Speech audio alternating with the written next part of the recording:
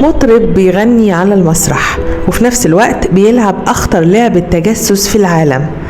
القصة دي مش فيلم، دي حكاية حقيقية اسمها سمير الإسكندراني، ثعلب المخابرات المصرية. سمير الإسكندراني شاب مصري من حي الغورية، موهوب مثقف وبيعرف لغات كتير. سافر إيطاليا في بعثة وهو عنده حوالي 20 سنة، وهناك حصلت اللحظة اللي غيرت حياته كلها. واحد غريب قرب منه بيتكلم عربي وبيحاول يتصاحب عليه، لكن الحقيقة ده ما كانش شخص عادي، ده كان عميل من الموساد الإسرائيلي بيحاول يجنده. الموساد بدأ يعلمه كل حاجة، الحبر السري، الشفرات، طرق التخابر. أي شاب مكانه كان ممكن يوافق، فلوس، سفر، نفوذ.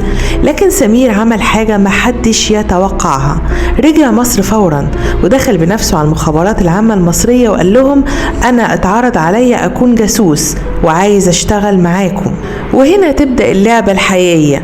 المخابرات قالت له ارجع لهم ومثل إنك موافق.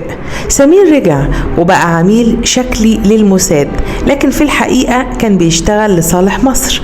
بدأ يبعت لهم معلومات مضروبة وفي نفس الوقت ينقل كل تحركاتهم للمخابرات، لحد ما وصلوا لحاجة خطيرة جدا، شبكة تجسس كاملة جوه مصر.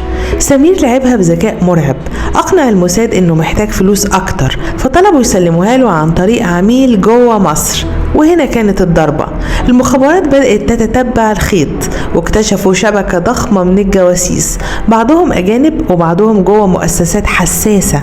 مش شبكة واحدة، ده وصل إنه ساهم في تفكيك 6 شبكات تجسس كاملة. القصة ما وقفتش عند كده، في روايات كتير بتقول إن العملية دي وصل تأثيرها لدرجة إقالة مسؤول كبير في الموساد، وشاب مطرب كان سبب إنقاذ بلد كاملة.